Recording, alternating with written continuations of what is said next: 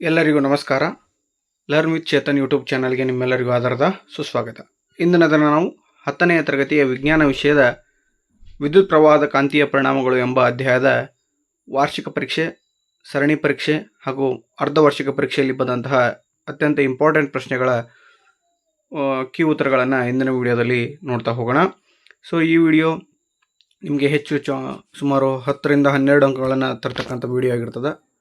So ದಯವಿಟ್ಟು ವಿಡಿಯೋವನ್ನು ಸಂಪೂರ್ಣವಾಗಿ ನೋಡಿ ಅಂತ ಹೇಳ್ತಾ, ಇನ್ನೂ ಯಾರು ನಮ್ಮ ಚಾನಲನ್ನು ಸಬ್ಸ್ಕ್ರೈಬ್ ಮಾಡ್ಕೊಂಡಿಲ್ಲೋ ದಯವಿಟ್ಟು ಸಬ್ಸ್ಕ್ರೈಬ್ ಮಾಡ್ಕೊಳ್ಳಿ ಅಂತ ಹೇಳ್ತಾ ಬನ್ನಿ ವಿಡಿಯೋವನ್ನು ಸ್ಟಾರ್ಟ್ ಮಾಡೋಣ. ಏಪ್ರಿಲ್ 2019ರಲ್ಲಿ ಬಂದಂಥ ಪ್ರಶ್ನೆಗಳು ಇದಾಗಿರ್ತವೆ. ಸೊ 1ನೇ ಪ್ರಶ್ನೆ, ವಿದ್ಯುತ್ ಮಂಡಲದಲ್ಲಿ ಓವರ್ಲೋಡ್ ಮತ್ತು ರೂಸೋ ಮಂಡಲ ಹೇಗೆ ಉಂಟಾಗುತ್ತದೆ ವಿವರಿಸಿ. ಈ ಸಂದರ್ಭದಲ್ಲಿ ಫ್ಯೂಸ್ನ ಕಾರ್ಯವೇನು ಅಂತ ಕೇಳ್ತಾನೆ. ಸೊ ಸಜೀವ ತಂತಿ ಮತ್ತು ತಟಸ್ಥ ತಂತಿಗಳು ಸಂಪರ್ಕಕ್ಕೆ ಬಂದಾಗ ಓವರ್ಲೋಡ್ ಉಂಟಾಗುತ್ತದೆ. ಒಂದೇ ಸರ್ಕ್ಯೂಟ್ಗೆ ಹಲವು ಉಪಕರಣಗಳನ್ನು ಜೋಡಿಸಿದಾಗ ಓವರ್ಲೋಡ್ ಉಂಟಾಗುತ್ತದೆ. ನಿಗದಿತಕ್ಕಿಂತ ಹೆಚ್ಚಿನ ವಿಭವಾಂತರ ಉಂಟಾದಾಗ ಓವರ್ಲೋಡ್ ಉಂಟಾಗುತ್ತದೆ. ಇನ್ನು ರೂಸೋ ಮಂಡಲ ಅಂತ ಇದೆ. ಸೊ ಸಜೀವ ತಂತಿ ಮತ್ತು ತಟಸ್ಥ ತಂತಿಗಳು ಸಂಪರ್ಕಕ್ಕೆ ಬಂದಾಗ ಮಂಡಲದಲ್ಲಿ ಹಠಾತ್ತನೆ ವಿದ್ಯುತ್ ಪ್ರವಾಹ ಹೆಚ್ಚಾಗುವುದನ್ನು ರೂಸೋ ಮಂಡಲ ಎಂದು ಕರೆಯುತ್ತೇವೆ. ಈ ಒಂದು ಸಂದರ್ಭದಲ್ಲಿ ಫ್ಯೂಸ್ನ ಕಾರ್ಯ ಏನಪ್ಪ ಅಂದರೆ, ಮಂಡಲದಲ್ಲಿ ಹೆಚ್ಚಿನ ಪ್ರಮಾಣದ ವಿದ್ಯುತ್ ಪ್ರವಾಹದಿಂದ ಉಂಟಾಗುವ ತಾಪವು ಫ್ಯೂಸ್ನ ತಂತಿಯನ್ನು ಕರಗಿಸುತ್ತದೆ. ಇದರಿಂದ ಮಂಡಲದಲ್ಲಿನ ಸಂಪರ್ಕ ಕಡಿತಗೊಂಡು ವಿದ್ಯುತ್ ಪ್ರವಾಹ ನಿಂತು ಹೋಗುತ್ತದೆ ಅಂತ ಬರೀಬೇಕಾಗ್ತದೆ. 2ನೇ ಪ್ರಶ್ನೆ ಇಂಪಾರ್ಟೆಂಟ್, ಕಾಂತೀಯ ಬಲ ರೇಖೆಗಳ ಗುಣಗಳನ್ನು ತಿಳಿಸಿ ಅಂತ ಕೇಳಿದಾನೆ. ಕಾಂತೀಯ ಬಲ ರೇಖೆಗಳು ಉತ್ತರ ಧ್ರುವದಿಂದ ಉತ್ಸರ್ಜಿತವಾಗಿ ದಕ್ಷಿಣ ಧ್ರುವದಲ್ಲಿ ವಿಲೀನಗೊಳ್ಳುತ್ತವೆ. ಕಾಂತೀಯ ಬಲ ರೇಖೆಗಳು ಸಾಂದ್ರತೆಯು ಧ್ರುವಗಳಲ್ಲಿ ಅಧಿಕವಾಗಿರುತ್ತದೆ. ಕಾಂತೀಯ ಬಲ ರೇಖೆಗಳು ಒಂದನ್ನೊಂದು ಛೇದಿಸುವುದಿಲ್ಲ. ಕಾಂತೀಯ ಬಲ ರೇಖೆಗಳು ಆವೃತ್ತ ಜಾಲಗಳಾಗಿವೆ. ಕಾಂತದಿಂದ ದೂರ ಸರಿದಂತೆ ಅವುಗಳಲ್ಲಿನ ಆಕರ್ಷಣ ಬಲ ಕಡಿಮೆಯಾಗುತ್ತದೆ. 2019ರ ಜೂನಲ್ಲಿ ದಂಡಕಾಂತದ ಸುತ್ತಲಿನ ಕಾಂತೀಯ ಬಲ ರೇಖೆಗಳನ್ನು ದಿಕ್ಸೂಚಿಯನ್ನು ಉಪಯೋಗಿಸಿ ನೀವು ಹೇಗೆ ಗುರುತಿಸಿ. ಇದು ಸಾಕಷ್ಟು ಬಾರಿ ರಿಪೀಟ್ ಆದಂಥ ಪ್ರಶ್ನೆ ಇದು. ಸೊ ಈ ರೀತಿಯಾಗಿದೆ. ಸೊ ನೋಡ್ತಾ ಹೋಗಿ. ಬಲ ರೇಖೆಗಳನ್ನು ಗುರುತಿಸುವ ವಿಧಾನ ಹೀಗಿದೆ. ಡ್ರಾಯಿಂಗ್ ಹಾಳೆಯ ಮೇಲೆ ದಂಡಕಾಂತವನ್ನು ಇರಿಸಿ ನಂತರ ಅದರ ಉತ್ತರ ಧ್ರುವದ ಬಳಿ ದಿಕ್ಸೂಚಿಯನ್ನು ಇರಿಸಿ ದಿಕ್ಸೂಚಿಯ 2 ತುದಿಗಳನ್ನು ಗುರುತು ಮಾಡಬೇಕು. ನಂತರ ದಿಕ್ಸೂಚಿಯ ಉತ್ತರ ತುದಿಯಲ್ಲಿ ಗುರುತು ಮಾಡಿದ ಬಿಂದುವಿನಲ್ಲಿ ದಿಕ್ಸೂಚಿಯ ದಕ್ಷಿಣ ತುದಿಗೆ ಬರುವಂತೆ ಇರಿಸಿ ಪುನಃ ತುದಿಗಳನ್ನು ಗುರುತಿಸಬೇಕು. ಇದೇ ರೀತಿ ಪುನರಾವರ್ತಿಸುತ್ತಾ ಹೋದಂತೆ ದಿಕ್ಸೂಚಿಯ ಉತ್ತರ ತುದಿಯು ದಕ್ಷಿಣದ ದಂಡಕಾಂತದ ದಕ್ಷಿಣ ತುದಿಗೆ ಸೇರುತ್ತದೆ. ಗುರುತು ಮಾಡಿದ ಬಿಂದುಗಳನ್ನು ಸೇರಿಸಿ ಈ ರೇಖೆಯೇ ಕಾಂತೀಯ ಬಲ ರೇಖೆ. ಇದನ್ನು ಕಾಂತದ ಇನ್ನೊಂದು ಬದಿ ಅಥವಾ ಭಿನ್ನ ಸ್ಥಳಗಳಲ್ಲಿಟ್ಟು ಪುನರಾವರ್ತಿಸಿದಾಗ ಬಲರೇಖೆಗಳ ಆವೃತ್ತ ಜಾಲ ಉಂಟಾಗುತ್ತದೆ ಅಂತ ಬರೀಬೇಕಾಗ್ತದೆ. ಸೊ ಕಾಂತೀಯ ಬಲರೇಖಾ ಗುಣಲಕ್ಷಣ ಸಾಕಷ್ಟು ಬಾರಿ ರಿಪೀಟ್ ಆಗಿದೆ. ಮತ್ತೆ ಪದೇ ಪದೇ ಹೇಳ್ತಕ್ಕಂಥ ಸಂಬಂಧಿತ ಬೇಡ ಅಂತ ಹೇಳ್ತಾ 20ರಲ್ಲಿ ನೋಡಿ, ಚಿತ್ರವನ್ನು ಗಮನಿಸಿ. ಪಿ ಮತ್ತು ಕ್ಯೂಗಳು ಪ್ರತಿನಿಧಿಸುತ್ತಿರುವ ಕಾಂತದ ಧ್ರುವಗಳು ಯಾವುವು ಅಂತ ಕೇಳಿದ್ದಾನೆ. ಸೊ ಆಪ್ಷನ್ ಕೊಟ್ಟಿದ್ದಾನೆ. ಎಸ್ ಅನ್ನೋದು ದಕ್ಷಿಣ ಸೌತು ಆ್ಯಂಡ್ ದಕ್ಷಿಣ ಉತ್ತರ ಅಂತ ಇದೆ. ಆನ್ಸರ್ ಸರಿಯಾದ ಉತ್ತರ ಆಗ್ತದೆ ಪಿ ಮತ್ತು ಕ್ಯೂಗಳು. ನೆಕ್ಸ್ಟು ನೋಡಿ, ಉತ್ತರ ಮತ್ತು ದಕ್ಷಿಣ ದಿಕ್ಕುಗಳಾಗಿ ನಿಂತಿದ್ದಾವೆ. ಹಾಗೆ 2ನೇ ಪ್ರಶ್ನೆ, ಗೃಹ ಬಳಕೆಯ ವಿದ್ಯುತ್ ಮಂಡಲಗಳಲ್ಲಿ ಓವರ್ಲೋಡನ್ನು ತಪ್ಪಿಸಲು ಯಾವುದಾದರೂ 2 ಕ್ರಮಗಳನ್ನು ಕೇಳಿದ್ದಾನೆ. ಸಜೀವ ತಂತಿ ಮತ್ತು ತಟಸ್ಥ ತಂತಿಗಳು ಪರಸ್ಪರ ಸಂಪರ್ಕಕ್ಕೆ ಬರದಂತೆ ನೋಡಿಕೊಳ್ಳಬೇಕು. ನಿಗದಿತ ರೇಟಿಂಗ್ ಇರುವ ವಿದ್ಯುತ್ ಉಪಕರಣಗಳನ್ನು ಬಳಸಬೇಕು. ಒಂದೇ ಸಾಕೆಟ್ಗೆ ಹಲವು ಉಪಕರಣಗಳನ್ನು ಅಳವಡಿಸಬಾರದು. ಬಹು ಆಯ್ಕೆ ಪ್ರಶ್ನೆ ಕೂಡ ಬಂದಿರ್ತದೆ. ಒಂದು ಸೊಲಾಯ್ಡ್ನ ಒಳಭಾಗದಲ್ಲಿ ಕಾಂತೀಯ ಬಲ ರೇಖೆಗಳು ಸಮಾಂತರ ರೇಖೆಗಳಂತಿರುತ್ತವೆ. ಇದರಿಂದ ಸೊಲಾಯ್ಡ್ನ ಒಳಭಾಗದಲ್ಲಿ ಕಾಂತಕ್ಷೇತ್ರವು ಏನಾಗಿರ್ತದೆ ಅಂತ ಕೇಳಿದಾನೆ. 2021ರಲ್ಲಿ ಆಪ್ಷನ್ ಬಿ ಏಕರೂಪವಾಗಿರುತ್ತದೆ ಅನ್ನೋದು ಸರಿಯಾದ ಉತ್ತರ ಆಗಿರ್ತದೆ.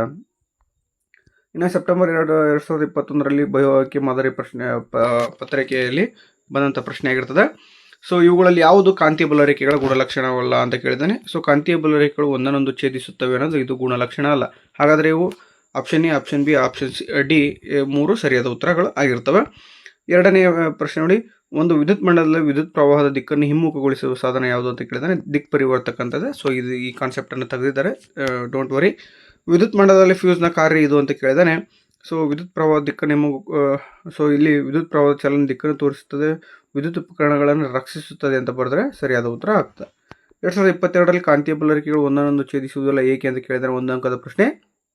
ಛೇದಿಸುವ ಬಿಂದುವಿನಲ್ಲಿ ದಿಕ್ಸೂಚಿಯ ಸೂಜಿಯು 2 ದಿಕ್ಕುಗಳನ್ನು ಸೂಚಿಸಬೇಕಾಗುತ್ತದೆ. ಇದು ಪ್ರಾಯೋಗಿಕವಾಗಿ ಅಸಾಧ್ಯ. ಆದ್ದರಿಂದ 2 ಕಾಂತೀಯ ಬಲ ರೇಖೆಗಳು ಒಂದನ್ನೊಂದು ಛೇದಿಸಲು ಸಾಧ್ಯವಿಲ್ಲ. ಇನ್ನು 2ನೇ ಪ್ರಶ್ನೆ 2022ರಲ್ಲಿ ಭೂಸಂಪರ್ಕ ತಂತಿಯ ಕಾರ್ಯಗಳೇನು. ಗೃಹ ಬಳಕೆಯ ವಿದ್ಯುತ್ ಮಂಡಲದಲ್ಲಿ ಲೋಹದ ಮೇಲ್ಮೈ ಹೊಂದಿರುವ ವಿದ್ಯುತ್ ಉಪಕರಣಗಳನ್ನು ಭೂಸಂಪರ್ಕ ತಂತಿಗೆ ಜೋಡಿಸುವುದು ಅಗತ್ಯವಾಗಿದೆ ಏಕೆ ವಿವರಿಸಿ ಅಂತ ಇದೆ. ಸೊ ವಾಹಕದಲ್ಲಿನ ಅಧಿಕ ವಿಭವಾಂತರವನ್ನು ನಿಯಂತ್ರಿಸುತ್ತದೆ. ಲೋಹದ ಮೇಲ್ಮೈ ಹೊಂದಿರುವ ಉಪಕರಣಕ್ಕೆ ಯಾವುದೇ ರೀತಿಯ ವಿದ್ಯುತ್ ಸೋರಿಕೆ ಉಂಟಾದಲ್ಲಿ ಅದರ ವಿಭವಾಂತರವನ್ನು ಭೂಮಿ ವಿಭವಾಂತರಕ್ಕೆ ಸಮನಾಗಿಸುತ್ತದೆ. ಹಾಗೆ ಇದರಿಂದಾಗಿ ಬಳಕೆದಾರರಿಗೆ ತೀವ್ರ ವಿದ್ಯುತ್ ಆಘಾತವಾಗುವುದಿಲ್ಲ ಅಂತ ಬರೆದ್ರೆ ಸಂಪೂರ್ಣವಾಗಿ ಅಂಕಗಳು ಸಿಗ್ತವೆ ನಿಮಗೆ. ಜೂನ್ 2022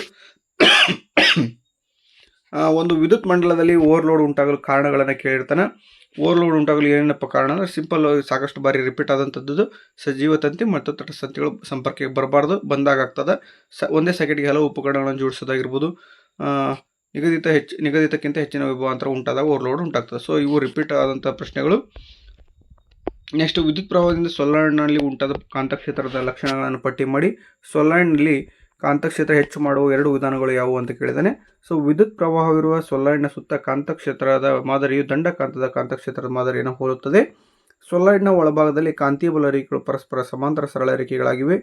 ಸೊಲೆನಾಯ್ಡ್ನ ಒಳಭಾಗದಲ್ಲಿ ಪ್ರತಿ ಬಿಂದುವಿನಲ್ಲಿ ಕಾಂತಕ್ಷೇತ್ರ ಸಮನಾಗಿರುತ್ತದೆ ಅಂತ ಬರೆದ್ರೆ ಸರಿಯಾದ ಅಂಕಗಳು ಸಿಗ್ತದೆ ನಿಮಗೆ. ಇನ್ನು ಸೊಲೆನಾಯ್ಡ್ನಲ್ಲಿ ಕಾಂತಕ್ಷೇತ್ರ ಹೆಚ್ಚು ಮಾಡುವ 2 ವಿಧಾನಗಳು ಯಾವಪ್ಪ ಅಂದರೆ ವಿದ್ಯುತ್ ಪ್ರವಾಹದ ಪ್ರಮಾಣವನ್ನು ಹೆಚ್ಚಿಸುವುದು, ಇನ್ನೊಂದು ಸುರುಳಿಯ ಸುತ್ತುಗಳ ಸಂಖ್ಯೆಯನ್ನು ಹೆಚ್ಚಿಸುವುದು. ಏಪ್ರಿಲ್ 2023ರಲ್ಲಿ ಬಲಗೈ ಹೆಬ್ಬೆರಳು ನಿಯಮದಲ್ಲಿ ಹೆಬ್ಬೆರಳು ಏನನ್ನು ಸೂಚಿಸುತ್ತದೆ ಅಂತ ಕೇಳಿದರೆ ವಿದ್ಯುತ್ ಪ್ರವಾಹದ ದಿಕ್ಕನ್ನು ಸೂಚಿಸುತ್ತದೆ ಅನ್ನೋದು ಸರಿಯಾದ ಉತ್ತರ ಆಗ್ತದೆ. ಸೊಲೆನಾಯ್ಡ್ ಎಂದರೆ ಅಂತ ಕೇಳಿದಾನೆ. ಸೊ ವಿದ್ಯುತ್ ಪ್ರವಹಿಸುತ್ತಿರುವ ಸೊಲೆನಾಯ್ಡ್ನ ಸುತ್ತಲೂ ಉಂಟಾಗುವ ಕಾಂತೀಯ ಬಲರೇಖೆಗಳ ಗುಣಲಕ್ಷಣಗಳನ್ನು ಬರೆಯಿರಿ ಅಂತ ಕೇಳ್ತಾನೆ. ಸೊಲೆನಾಯ್ಡ್ನ ಡೆಫಿನಿಷನ್ ಅನ್ನು ನೋಡ್ತಾ ಹೋಗೋಣ. ಅವಾಹಕ ಹೊದಿಕೆ ಇರುವ ತಾಮ್ರದ ತಂತಿಯ ಅನೇಕ ಸುರುಳಿಗಳನ್ನು ಒತ್ತೊತ್ತಾಗಿ ಜೋಡಿಸಿರುವ ಸಿಲಿಂಡರ್ ಆಕಾರದ ಸಾಧನವನ್ನು ನಾವು ಸೊಲೆನಾಯ್ಡ್ ಎಂದು ಕರೆಯುತ್ತೇವೆ. ಇನ್ನು ನೆಕ್ಸ್ಟ್ ಪ್ರಶ್ನೆ, ಲೋಹದ ಮೇಲ್ಮೈ ಹೊಂದಿರುವ ವಿದ್ಯುತ್ ಉಪಕರಣಗಳನ್ನು ಭೂ ಸಂಪರ್ಕ ತಂತಿಗೆ ಜೋಡಿಸುತ್ತಾರೆ. ಈಗ ಆಲ್ರೆಡಿ ನೋಡಿದ್ದೇವೆ ಇದನ್ನ. ಇನ್ನು ಬಲಗೈ ಹೆಬ್ಬೆರಳು ನಿಯಮದಂತೆ ವಿದ್ಯುತ್ ಹರಿಯುತ್ತಿರುವ ನೇರ ವಾಹಕ ತಂತಿಯನ್ನು ಹೆಬ್ಬೆರಳು ಮೇಲ್ಮುಖವಾಗಿ ಹಿಡಿದಿರುವಿರಿ ಎಂದು ಭಾವಿಸಿ. ಆಗ ಕಾಂತಕ್ಷೇತ್ರದ ಕಾಂತೀಯ ಬಲರೇಖೆಗಳ ದಿಕ್ಕು ಅಂತ ಕೇಳಿದಾನೆ. ಸೊ ಆಪ್ಷನ್ ಸಿ ಅಪ್ರದಕ್ಷಿಣಾಕಾರವಾಗಿರುತ್ತದೆ ಅನ್ನೋದು ಸರಿಯಾದ ಉತ್ತರ ಆಗ್ತದೆ. ಚಿತ್ರವನ್ನು ಗಮನಿಸಿ. ವಿದ್ಯುತ್ ಪ್ರವಾಹ ಇರುವ ತಂತಿ ಎಬಿಯ ಮೇಲೆ ವರ್ತಿಸುವ ಬಲದ ದಿಕ್ಕನ್ನು ತಿಳಿಸಿ ಮತ್ತು ಬಲದ ದಿಕ್ಕನ್ನು ತಿಳಿಯಲು ನಿಮಗೆ ನೆರವಾದ ನಿಯಮ ಯಾವುದು ಅಂತ ಕೇಳಿದಾನೆ. ಸೊ ಇದು ಎಡಗಡೆ ಇರುತ್ತದೆ ಅಥವಾ ಕಾಂತದ ಉತ್ತರ ಧ್ರುವದ ಕಡೆಗೆ ವಿದ್ಯುತ್ ಪ್ರವಾಹ ತಂತಿ ಇರ್ತದೆ. ಸೊ ಫ್ಲೆಮಿಂಗನ ಎಡಗೈ ನಿಯಮ ಈ ಒಂದು ಪ್ರಯೋಗವನ್ನು ಮಾಡಲಿಕ್ಕೆ ನಮಗೆ ಸಹಾಯವನ್ನು ಮಾಡ್ತದೆ. ಇನ್ನು 2024ರಲ್ಲಿ ಬಂದಂಥ ಪ್ರಶ್ನೆಗಳು, ಗೃಹ ಬಳಕೆಯ ಮಂಡಲಗಳಲ್ಲಿ ಓವರ್ಲೋಡ್ ಉಂಟಾಗಲು ಕಾರಣಗಳನ್ನು ನೋಡಿದ್ದೇವೆ ಆಲ್ರೆಡಿ. ಸೊ ಭೂ ಸಂಪರ್ಕ ತಂತಿಯ ಕಾರ್ಯವನ್ನು ಕೂಡ ನೋಡಿದ್ದೇವೆ. ಸೊ ಮೇಲೆ ವಿಡಿಯೋದ ಮೊದಲಿಗೆ ನೋಡ್ತಾ ಹೋಗಿದ್ವಿ ನಾವು. ಇನ್ನು ಬಲಗೈ ಹೆಬ್ಬೆರಳು ನಿಯಮವನ್ನು ನಿರೂಪಿಸಿ ಅಂತ ಕೇಳಿದಾನೆ. ಕಾಂತೀಯ ಬಲರೇಖೆಗಳು ಯಾವುದಾದ್ರೂ 2 ಲಕ್ಷಣ ಕೇಳಿದ್ದ. ಬಲಗೈನಲ್ಲಿ ವಿದ್ಯುತ್ ಪ್ರವಹಿಸುತ್ತಿರುವ ವಾಹಕ ತಂತಿಯನ್ನು ಹಿಡಿದುಕೊಂಡಿದೆ ಎಂದು ಭಾವಿಸಿದಾಗ ವಿದ್ಯುತ್ ಪ್ರವಾಹದ ದಿಕ್ಕನ್ನು ಹಾಗೂ ಇತರ ಬೆರಳುಗಳು ವಾಹಕದ ಸುತ್ತಲಿನ ಕಾಂತೀಯ ಬಲರೇಖೆಗಳ ದಿಕ್ಕನ್ನು ಸೂಚಿಸುತ್ತದೆ ಅಂತ ಬರೆದ್ರೆ ನಡೀತದೆ. ಸೊಲೆನಾಯ್ಡ್ ಎಂದರೆ ಡೆಫಿನೇಷನ್ ನೋಡಿದ್ವಿ. ಇದನ್ನು ಒಂದು ವಿದ್ಯುತ್ ಕಾಂತವಾಗಿ ಹೇಗೆ ಪರಿವರ್ತಿಸಬಹುದು ಅಂತ ಇದೆ. ಸೊ ವಿದ್ಯುತ್ ಪ್ರವಾಹವಿರುವ ಸೊಲೆನಾಯ್ಡ್ನ ಒಳಭಾಗದಲ್ಲಿ ಮೆದುವಾದ ಕಬ್ಬಿಣದ ತುಂಡನ್ನು ಇರಿಸಿ ಅದನ್ನು ವಿದ್ಯುತ್ ಕಾಂತವಾಗಿ ಪರಿವರ್ತಿಸಬಹುದು. ಇನ್ನು 2024 ಜೂನ್ನಲ್ಲಿ ವಿದ್ಯುತ್ ಪ್ರವಾಹವಿರುವ ಉದ್ದವಾದ ನೇರ ಸೊಲೆನಾಯ್ಡ್ನ ಒಳಭಾಗದಲ್ಲಿ ಕಾಂತಕ್ಷೇತ್ರವು ಅಂತ ಕೇಳಿದಾನೆ. ಆಪ್ಷನ್ ಎ ಎಲ್ಲ ಬಿಂದುಗಳಲ್ಲಿ ಸಮನಾಗಿರುತ್ತದೆ ಅನ್ನೋದು ಸರಿಯಾದ ಉತ್ತರ ಆಗಿರ್ತದೆ. ಕಾಂತೀಯ ಬಲ ಇವು ರಿಪೀಟ್ ಆದಂಥ ಪ್ರಶ್ನೆಗಳು ನೋಡ್ತಾ ಹೋಗಿ. ಹಾಗೆ ಆಗಸ್ಟ್ 2024ರಲ್ಲಿ ಬಂದಂಥ ಪ್ರಶ್ನೆಗಳು, ಫ್ಲೆಮಿಂಗನ ಎಡಗೈ ನಿಯಮದಲ್ಲಿ ಮಧ್ಯದ ಬೆರಳು ಸೂಚಿಸುವ ದಿಕ್ಕು ಅಂತ ಕೇಳಿದಾನೆ. ಆಪ್ಷನ್ ಬಿ ವಿದ್ಯುತ್ ಪ್ರವಾಹ ಅನ್ನೋದು ಸರಿಯಾದ ಉತ್ತರ ಆಗಿರ್ತದೆ. ಕಾರಣ ಕೊಡಿ ಪ್ರಶ್ನೆಗಳು, ವಿದ್ಯುತ್ ದೀಪಗಳ ತಂತುಗಳಲ್ಲಿ ಟಂಗ್ಸ್ಟನ್ ಅನ್ನು ಬಳಸಲಾಗುತ್ತದೆ ಏಕೆ ಅಂತ ಕೇಳಿದಾನೆ. ಟಂಗ್ಸ್ಟನ್ ಅತಿ ಹೆಚ್ಚು ರೋಧಶೀಲತೆಯ ಗುಣವನ್ನು ಹೊಂದಿದೆ ಹಾಗೂ ಇದರ ದ್ರವಣ ಬಿಂದು ಕೂಡ ಅತ್ಯಧಿಕವಾಗಿದ್ದು ಕರಗದೆ ತಾಪವನ್ನು ಬೆಳಕಿನ ರೂಪದಲ್ಲಿ ಉತ್ಸರ್ಜಿಸುತ್ತದೆ ಅಂತ ಬರಿಬೇಕಾಗ್ತದೆ. ಬಿ ಪ್ರಶ್ನೆ, ಗೃಹ ಬಳಕೆಯ ವಿದ್ಯುತ್ ಮಂಡಲದಲ್ಲಿ ವಿದ್ಯುತ್ ಉಪಕರಣಗಳನ್ನು ಸರಣಿ ಕ್ರಮದಲ್ಲಿ ಜೋಡಿಸುವುದಿಲ್ಲ ಅಂತ ಕೇಳಿದಾನೆ. ಗೃಹ ಬಳಕೆಯ ವಿದ್ಯುತ್ ಮಂಡಲಗಳಲ್ಲಿ ಬಳಸುವ ವಿದ್ಯುತ್ ಉಪಕರಣಗಳು ಬೇರೆ ಬೇರೆ ವಿದ್ಯುತ್ ದರಗಳನ್ನು ಹೊಂದಿದ್ದು ಅವು ಬಳಸುವ ವಿದ್ಯುತ್ ಪ್ರವಾಹದ ಮೌಲ್ಯ ಬೇರೆಯಾಗಿರುತ್ತದೆ. ಆದರೆ ಸರಣಿ ಕ್ರಮದಲ್ಲಿ ವಿದ್ಯುತ್ ಪ್ರವಾಹವು ಮೌಲ್ಯವು ಸ್ಥಿರವಾಗಿರುತ್ತದೆ. ಅಲ್ಲದೆ ಒಂದು ಉಪಕರಣ ಹಾಳಾದರೆ ಉಳಿದವುಗಳು ಕಾರ್ಯನಿರ್ವಹಿಸುವುದಿಲ್ಲ ಅಂತ ಬರಿಬೇಕಾಗ್ತದೆ. ವಿದ್ಯುತ್ ಮಂಡಲಗಳಲ್ಲಿ ಫ್ಯೂಸ್ನ ಜೋಡಣೆ ಅವಶ್ಯಕ ಏಕೆ ಅಂತ ಕೇಳಿದಾನೆ.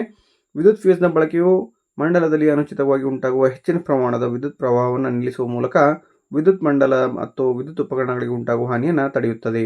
ಫ್ಯೂಸ್ನಲ್ಲಿ ಜರುಗುವ ಜೌಲ್ ಉಷ್ಣೋತ್ಪಾದನಾ ಪರಿಣಾಮದಿಂದ ಫ್ಯೂಸ್ ಕರಗಿ ಅದರಿಂದ ವಿದ್ಯುತ್ ಸಂಪರ್ಕ ಕಡಿತಗೊಳ್ಳುತ್ತದೆ.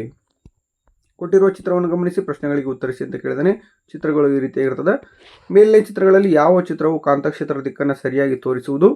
ಸರಿಯಾದ ಚಿತ್ರವನ್ನು ಆಯ್ಕೆ ಮಾಡಲು ಸಹಾಯ ಮಾಡಿದ ನಿಯಮವನ್ನು ಹೆಸರಿಸಿ ಅಂತ ಕೇಳಿದಾನೆ.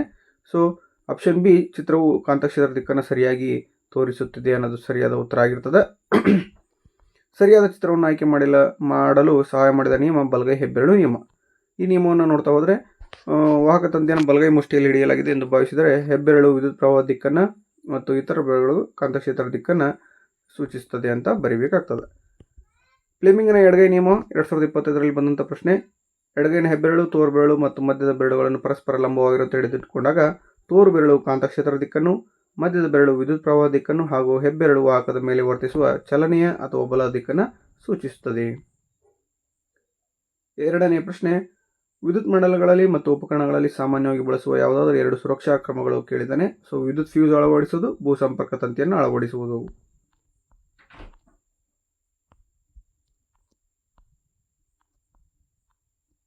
ಸೊ ಇವು ರಿಪೀಟ್ ಆದಂಥ ಪ್ರಶ್ನೆಗಳು ಇದಾಗಿರ್ತವೆ. ಸೊ ಮತ್ತೆ ಪುನಃ ಹೇಳುವಂಥ ಸಂಭವನೀಯತೆ ಇರುವುದಿಲ್ಲ. 5ನೇ ಪ್ರಶ್ನೆ ನೋಡಿ, ಗೃಹ ವೈರಿಂಗ್ನಲ್ಲಿ ಬಳಸುವ ಕೆಂಪು ಮತ್ತು ಕಪ್ಪು ಬಣ್ಣದ ತಂತಿಗಳ ವಿಧಗಳನ್ನು ತಿಳಿಸಿ. ಭಾರತದಲ್ಲಿ ಈ ತಂತಿಗಳ ತುದಿಗಳ ನಡುವಿನ ವಿಭವಾಂತರವು ಎಷ್ಟು ಅಂತ ಕೇಳಿದ್ದಾನೆ. ಕೆಂಪು ಬಣ್ಣವು ಸಜೀವ ತಂತಿಯಾಗಿದೆ ಮತ್ತು ಕಪ್ಪು ಬಣ್ಣವು ತಟಸ್ಥ ತಂತಿಯಾಗಿದೆ. ಇವುಗಳ ನಡುವಿನ ವಿಭವಾಂತರ ಯಾವಾಗಲೂ 220 ವೋಲ್ಟ್ ಇರ್ತದೆ. 6ನೇ ಪ್ರಶ್ನೆ, ಸೊ ನೇರವಾಹಕದ ಸುತ್ತ ಇರುವ ಕಾಂತಕ್ಷೇತ್ರ ಅನ್ವಯಿಸಿ ಚಿತ್ರವನ್ನು ಕೇಳಿದ್ದಾನೆ. ಸೊ ಎಕ್ಸ್ಪ್ಲೇಷನ್ ಕೇಳಿದ್ದಾನೆ. ಸೊ ಸುಲಭವಾಗಿ ನೀವು ಚಿತ್ರ ಮತ್ತು ಎಕ್ಸ್ಪ್ಲೇಷನ್ ಅನ್ನು ಬರೀಬೇಕಾಗ್ತದೆ. ಯಾವ ರೀತಿಯಾಗಿ ನೇರವಾಹಕದ ಸುತ್ತ ಕಾಂತಕ್ಷೇತ್ರಗಳು ಉಂಟಾಗ್ತವೆ ಅನ್ನೋದನ್ನು.